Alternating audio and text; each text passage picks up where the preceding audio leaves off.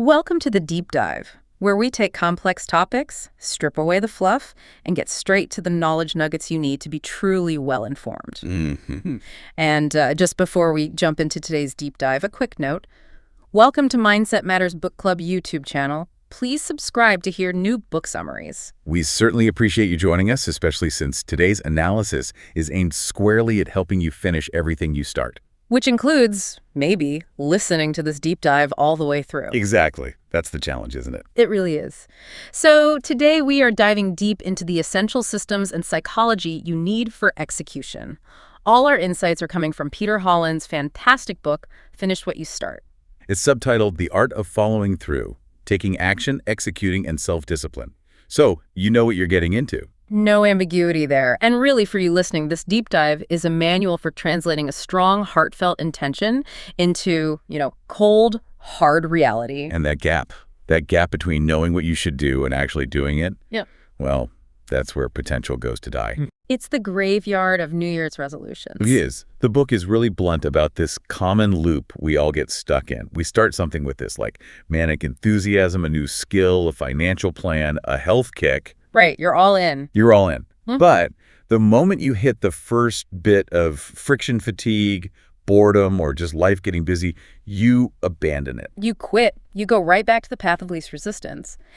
And Hollins opens his book with a story that it perfectly illustrates this. It's this tale about an unfinished 12-inch wooden canoe. So relatable. He starts carving this little miniature, and for the first week, he's making fantastic progress. He's in love with the idea of the finished product. We all know that feeling. But then, the initial excitement wears off. The second week, his hands are sore. There's actual physical fatigue from all the detailed carving. And week three, he was, too busy seeing the new Star Wars movie and hanging out with friends. So total failure. The canoe just sits there. Yeah, abandoned. A silent, damning reminder of his own lack of follow-through. It sat there for a couple of summers, just a monument to a goal he sacrificed for comfort. And he realized, didn't he, that just trying harder wasn't the answer. Exactly. He knew that if he approached it again by just relying on sheer willpower, that brute force of self-control, he was going to fail in the exact same way. Because willpower is finite. It gets tired. It gets tired, especially when you're facing something that's, inherently difficult or kind of boring. So he looked for a hack, something to bypass that reliance on force. And this is where he landed on a concept we need to explore right away. Temptation bundling. This is what finally got the canoe finished. Okay, so what exactly is this? How does this bundle solve the problem? Well, temptation bundling is the act of combining a task you see as undesirable or obligatory. Like the endless sanding and carving. Exactly that. You combine that with an instantaneous, highly pleasurable reward that you can only access while you're doing the undesirable task. So in his case, it was listening to his absolute favorite album from start to finish, uninterrupted. Which is a huge luxury in our world, right? A total luxury. So carving wasn't about pain and boredom anymore. It became the ticket to something he actually loved. It's an ingenious system. You're basically leveraging the immediate psychological reward of the fun activity to pull you through the pain of the obligatory one. So you're not fighting the craving for pleasure, you're redirecting it. You're redirecting it toward productivity. It's like an immediate self-imposed bribe that lets you skip the whole frustrating process of trying to muster up moral fortitude. I wonder, though, does that system hold up long term? If you rely on that bribe for too long, won't the carving eventually start to, taint the favorite album, and then the whole thing just collapses? That's a really valid concern. And Hollins does acknowledge that, the effectiveness can diminish if the cost of the carving completely outweighs the pleasure of the music. But the point is to use these kinds of mechanisms to build momentum and discipline. Temptation bundling is like the engine starter, it's not the entire highway. That distinction is key.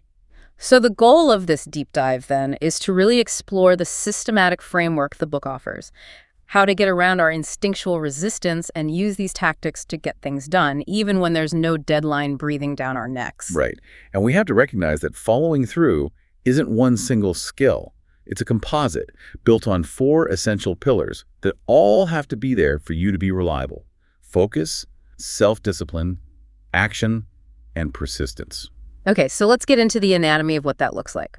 To really understand why people stall out, the book opens with a powerful case study in Action, the story of Esther. Esther is a classic case. She was absolutely miserable in a dead-end desk job. Right. And she fantasized constantly about leaving and starting her own home baking business. Baking was her true passion, and she was certain she could succeed if she just had the time to get the ball rolling. So she finally takes a 2-week vacation, dedicating the whole time to launching this business. Her plan was pretty rigorous. Research recipes, draft a marketing plan, look into financing, figure out all the legal stuff. She had the goal, she had the time, and she had the passion. So what happened? The plan stayed completely abstract. The sheer complexity of it it paralyzed her. It wasn't the baking that was scary. No, not at all. It was the logistics, the taxes, the business filings, thinking about leases, liability insurance. She got completely overwhelmed by all the necessary, unfun work that surrounds the passion. So instead of researching business licenses, what does she do? She dove headfirst into leisure. Sleeping in, over-organizing her linen closet. The classic productive procrastination. Exactly. Running errands she didn't need to run, catching up with every single friend. She meticulously avoided the core work. And the book says her avoidance was driven by a fear of expectation. Yeah, fear that people might judge her as too ambitious, or even worse, if she started and failed, she'd face public judgment and private shame. So by not starting, she kept the dream safe. But it stayed a fantasy. Exactly. 2 weeks later, she was right back at that dead-end job, having achieved zero forward momentum. Esther's story really shows us that motivation alone just isn't enough. You need a complete, integrated system. The book uses this powerful analogy, saying that following through is like a composite entity, a super robot. Like Voltron, yeah. It only activates when all its constituent parts connect, and we can break that super robot down into the 4 essential components Hollins identifies. Let's start with the first one, the head, which is focus. Focus is the directional component. It's what guides your thoughts and makes sure every action, big or small, is directed toward that one single goal. It's the difference between rowing toward a lighthouse and just splashing around. Perfect analogy. If you have focus, your efforts are concentrated. If you lack it, you waste energy on low-yield tasks or get distracted. Which is exactly what happened to Esther. Her focus was the baking business. But as soon as the unpleasant logistics popped up, her focus scattered. It went to leisure, to busy work. She completely failed to structure her time. Then the next part is the spine, self-discipline. The backbone. The backbone, right? It's the ability to control your impulses and force yourself to work, even when every fiber of your being is screaming for comfort or avoidance.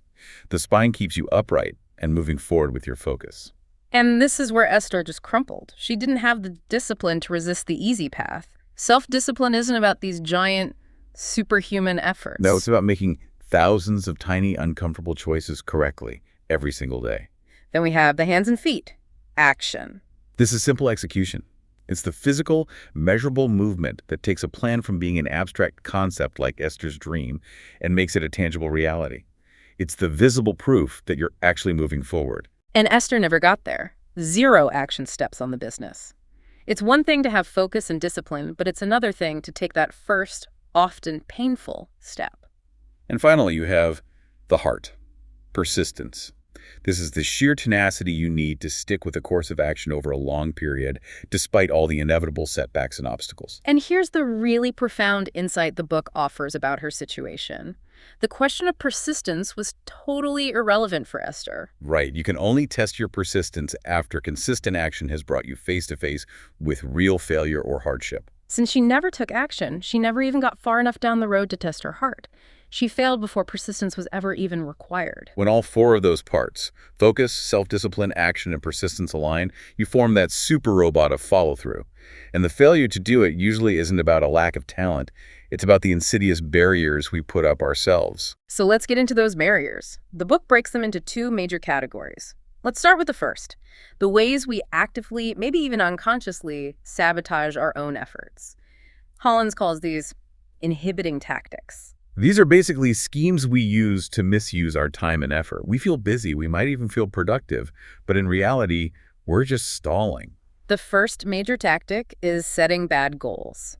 This could mean goals that are too abstract, like be healthier or write a book. Right, there's no clear next step. But the more insidious bad goal is the impossible one. The book talks about a plant manager aiming to double manufacturing output in a quarter, even though the infrastructure makes that physically impossible. So why would anyone do that? It's a perverse function. It acts as this unconscious escape hatch.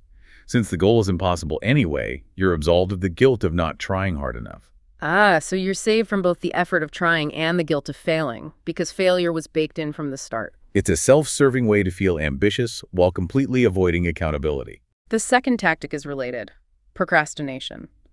But specifically, a dangerous flavor the book calls productive procrastination. This is when you engage in endless planning, revising, researching, things that feel like real progress. Like spending 3 days creating the perfect color-coded binder for a report instead of actually writing the report. Exactly. You're busy, but you're deliberately moving in place. You convince yourself you're preparing, but you're just building a string of laters that quickly becomes never. The third tactic is obvious, but it's getting more powerful all the time. Temptations and distractions. We live in an attention economy. Our environment is just loaded with triggers. The book highlights a marketing officer who could barely get 15 minutes of solid work done because every hour was riddled with a few minutes of Snapchat, Instagram, YouTube. That little red notification alert. It's engineered to hijack your attention. It floods your brain with feel-good chemicals, creating this low-grade addiction. So how do we cope? The book suggests two strategies. One is strategic avoidance, scheduling blocks of time where you are literally logged out of social media or using software to block websites. You remove the stimulus completely. Right. The other is healthy, moderate use. You don't have to go cold turkey. Instead, you integrate periodic, rewarded 10-minute breaks, but only after you've accomplished a set amount of work. That satisfies the brain's need for novelty without derailing your flow. Okay, and the final inhibiting tactic is poor time management. Right. Everyone feels short on time. But the book stresses that the problem isn't a lack of time. It's a lack of fundamental organization, planning, and prioritizing. So you end up miscalculating how long tasks will take and spending huge amounts of time on non-essential stuff. Which leaves you always feeling behind and overwhelmed. Okay, let's pivot to the second major category. If those are the ways we fight ourselves, the next group, the psychological roadblocks, are the internal defense mechanisms that paralyze us. The ways we protect ourselves from perceived emotional harm. The simplest one is just laziness and lack of discipline. At its core, it's a resistance to making the necessary small sacrifices for a long-term gain. Then you have the paralyzing grip of the fear of judgment, rejection, and failure. Let's go back to Laura, the volunteer with the big fundraising idea. She had this really innovative idea, pitched it excitedly, but when it came time to actually make the first calls and draft the proposal, she just dropped it. Because her internal monologue was all fear. What if it flops and I get blamed? What if I look incompetent? Right, and she felt a wave of relief when she told the board the idea was too complex. She used self-sabotage as self-preservation. The book calls this a ruinous distortion in reasoning. By not even trying, she avoided any chance of external judgment. But in doing so, she judged and rejected herself first. She guaranteed failure before the game even started. That anxiety feeds directly into the next roadblock: perfectionism out of insecurity. We see this with the character Paul, who was intelligent but kept seeking more and more credentials, seminars, certifications, but never actually applied for the promotion he deserved. His perfectionism was rooted in insecurity. He felt he needed his resume to be absolutely flawless, a 100% guarantee of success, so there was no risk of rejection. So he focused all his energy on over-planning, mistaking preparation for actual movement. Total stagnation. And finally, the last roadblock is a lack of self-awareness. We're so motivated by the fear of making mistakes that we never actually learn the boundaries of our own capacity. We stay convinced we'll fail, which keeps us trapped. And the insidious part is we confuse busy work with productivity. We don't have the self-awareness to realize we're specifically avoiding the things that matter most. We stay busy to avoid being truly productive. So once we've identified those barriers, we have to fuel the engine. Most people try to run on passion alone, but the book shows it's not enough. Right, look at Sally, the charity founder. She was driven by this deeply passionate, idealistic goal about poverty. But she quit pretty quickly. Because she hadn't prepared for the logistical negatives. Yeah. The endless dry grant writing, the cutthroat competition for funds, the bureaucracy. She was only motivated by the positive vision of the end goal. Exactly. She needed a consistent source of drive that could defeat that daily discouragement. Passion starts the marathon. Drive is what finishes it. So the book argues that sustained motivation requires balancing the dream with the reality.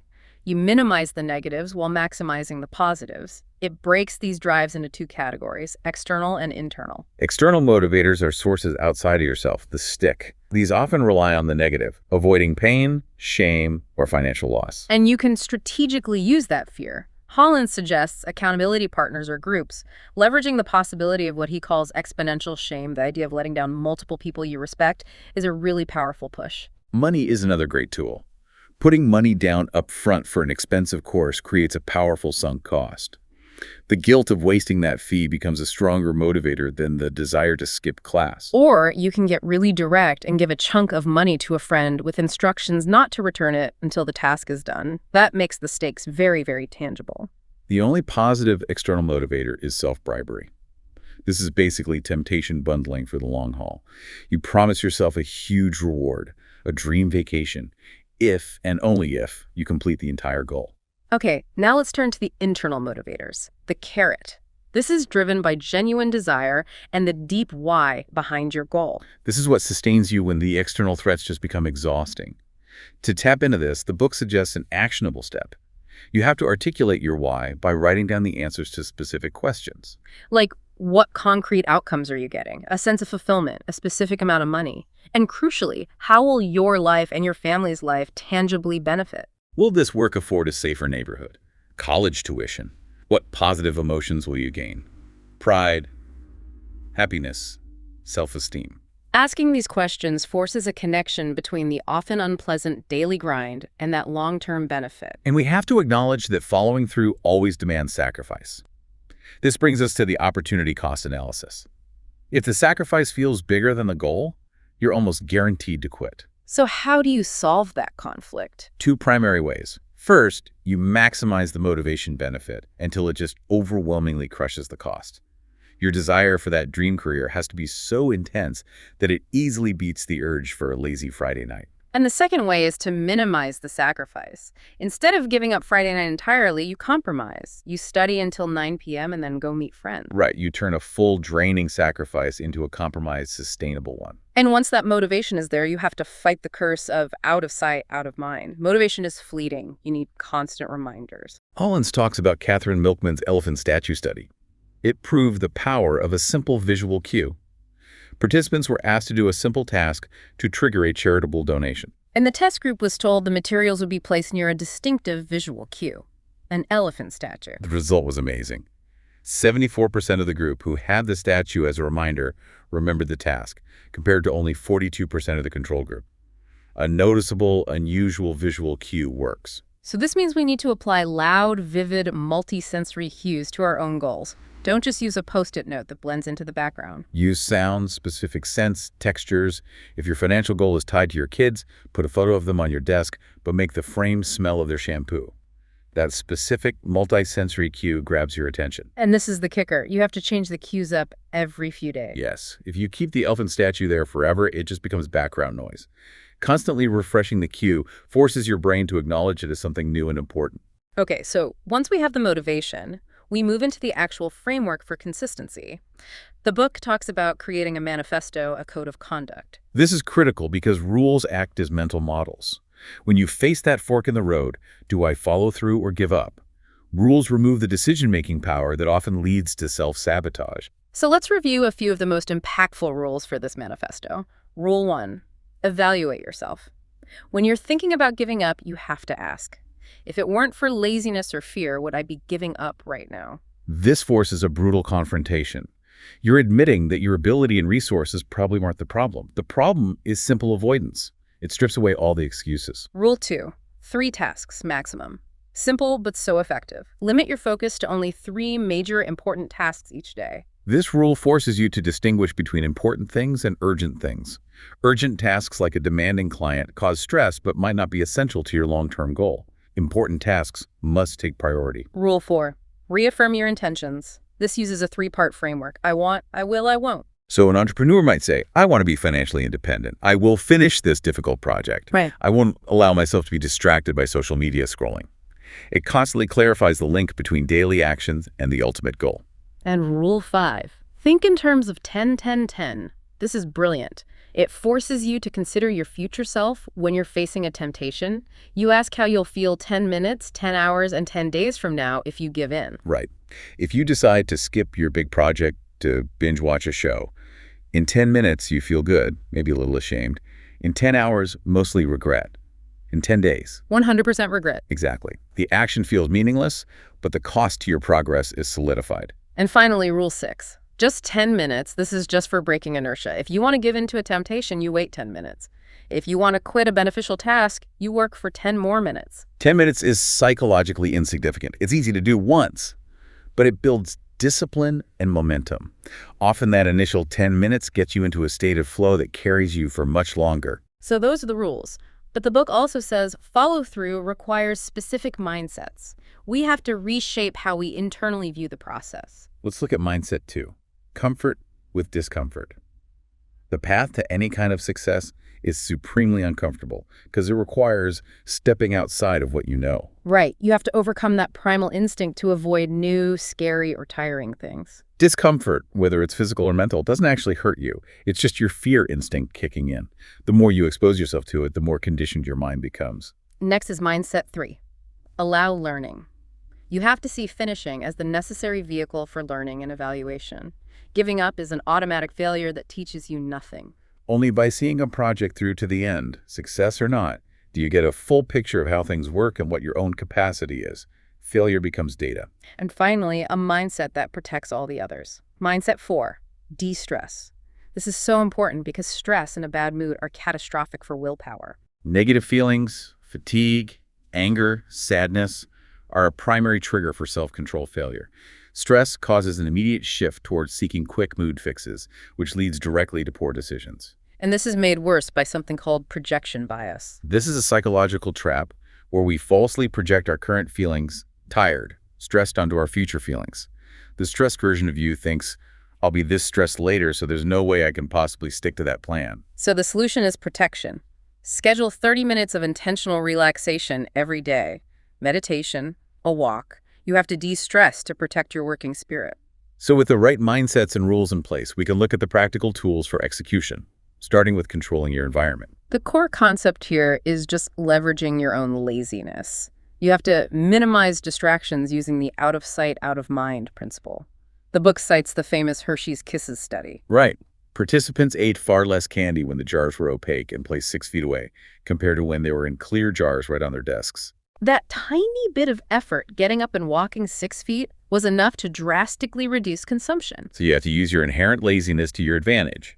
Make distractions difficult to access. This feeds right into the default effect. People follow the path of least effort. We saw this in the study on organ donor participation in Europe. In countries where you had to opt in, participation was as low as 27%. But in countries where the default was opt out, meaning you had to actively work to remove yourself from the list participation was 95% or higher. People stick with the default. So you have to engineer your environment so the positive choice is the default choice. Put the guitar on your desk, not in a closet. Install the pull-up bar in a doorway you use all the time. Make good choices effortless. Okay, let's talk about a huge workflow killer, multitasking. It's so ineffective because of something called attention residue. Sophie Leroy's research showed that when you switch from task A to task B, your brain doesn't immediately follow. A residue of your attention on task A remains stuck. And the heavier that residue, the worse your performance is on the new task. Exactly. The fix is absolute single tasking, full focus on one thing. And a simple tool to manage that residue is a Post-it note. When a distracting thought pops into your head, just jot it down and immediately return to your primary task. The complement to single tasking is batching. This is about mental efficiency. Think of Ford's assembly line. Batching means grouping similar tasks together. The classic example is email. Don't check it constantly. Set specific blocks of time, say 9 a.m., 1 p.m., and 4 p.m. to handle all emails at once. You can batch meetings, batch expense reports, even batch your distractions. And this leads to one of the most liberating tools in the book, the don't-do list. Everyone obsesses over their to-do list, but few people actively decide what they should purposefully ignore. The don't-do list should include 3 types of tasks. First, tasks stalled by external circumstances. You're waiting on feedback. You literally can't move forward. Put it on the ignore list. Second, tasks that don't add value, trivial busy work. And third, and this is crucial, tasks suffering from diminishing returns. If a project is at 90% quality, it's done. Spending another half-day polishing it for a tiny gain is a profound waste of energy. This clarity about when to stop researching and start acting is formalized in the 40-70 rule, which was popularized by Colin Powell. Okay, explain that one. The rule states that when you're facing a hard decision, you should have no less than 40% and no more than 70% of the information you need to make the choice. But wait, doesn't that sound like an excuse for not doing your homework? It's a balance. Less than 40% information, you're just being reckless. But if you wait past 70%, chasing absolute certainty, you risk analysis paralysis. The opportunity passes you by. So that 40 to 70 range is the sweet spot. Enough for an informed choice, but still leaving room for instinct and learning as you go. Now let's quickly hit the most common deadly pitfalls to avoid. The first is false hope syndrome. This is when you expect too much change too quickly. The book uses Michael, the consultant, who expected overnight success. When it didn't happen, the disappointment caused a huge psychological backlash. You set unrealistic expectations, and when you inevitably fail to meet them, you get discouraged and quit. You have to set realistic expectations. The next is overthinking. It feels like progress, but it leads directly to analysis paralysis. Combat this by putting a firm emphasis on action. Most actions are reversible. The third mistake is worry. Fixating on things you cannot control. Worrying is wasted motion. It makes you suffer twice, once when you worry, and again if the thing actually happens. And finally, the meta mistake, failing to know thyself. You have to understand your optimal work environment, your peak time of day. And you have to practice diligent self-diagnosis. Determine the true cause of your poor follow-through, not just the comfortable excuses. All these pitfalls really reinforce the central idea of the book. Relying only on willpower is a recipe for burnout and failure. This is shown with Ned, the software consultant. Right. His business took off, but he relied entirely on his personal willpower to manage everything. He worked unsustainable 12-hour days, became overwhelmed, disorganized, and his business crumbled because it was built entirely on his own finite energy. The solution is the need for systems. A system is a set of consistent, automatic, daily behaviors that streamline success. Unlike willpower, a system is reliable even when you're tired, stressed, or discouraged. A goal is a destination. A system is the daily process that gets you there. Even if Ned missed his goal for the week, his system ensured he was still sending out proposals every day, still moving forward. Let's look at 3 powerful systems the book offers. System 1, keep a scoreboard. Track your progress visibly. A whiteboard, a spreadsheet. This visual progress provides automatic motivation and reinforces the habit. And celebrate the small victories. System 2, lower transaction costs. This means reducing the cost, monetary, emotional, or physical, you have to pay to do the desired behavior. You manipulate the cost-benefit ratio. Yeah. Make good habits effortless, like packing your lunch the night before. And make bad habits expensive or inconvenient, like putting the TV remote on a different floor. System 3, gather all information first. This means doing all your research and resource gathering, staff, software, contact info before you start the actual work. It removes all those tiny momentum-killing hurdles. When you have to stop a project to search for a password, it breaks your flow. You have to identify all the obstacles beforehand so you can mitigate them proactively. That ensures you can move from 0 to 100 without stopping. It really does. We have covered an immense amount of ground today, moving from identifying the composite nature of follow-through focus, discipline, action, and persistence, all the way to implementing specific mindsets and systemizing success through rules, bundling, and batching. The key shift, as Hollins argues so successfully, is moving away from that unreliable, volatile willpower and toward creating reliable environments and systematic processes that guide you automatically. Absolutely. The most powerful takeaway for me is understanding the difference between goals and systems. Goals are destinations. They're one-off accomplishments that can, funnily enough, bring disappointment when they're done. Systems are about consistency and reliable long-term movement. So even if you don't hit your exact goal one day, the system means you're still making progress. The failure of one goal doesn't mean the failure of your entire approach. It provides that reliable forward motion, which is really what we all crave. It is. And on that note, let's leave you with one final provocative thought from the book. The author discusses the mental necessity of deliberate do-nothing time. He argues that constantly packing our days with professional and social input is actually counterproductive. Disconnecting from everything and just allowing your mind to wander, engaging in alpha wave activity, is a proven path to more creativity, better memory, and critical insight. So for you listening, You are constantly bombarded by information, alerts, to-do lists. If you were to implement just 10 minutes of deliberate, non-distracted nothing every day, no phone, no TV, no music, just space, what previously hidden insights about your core goals, your biggest challenges, or your next necessary action might your newly resting mind finally reveal? Something to mull over as you start engineering your own system for success. Thank you for joining us for this deep dive. We'll catch you next time.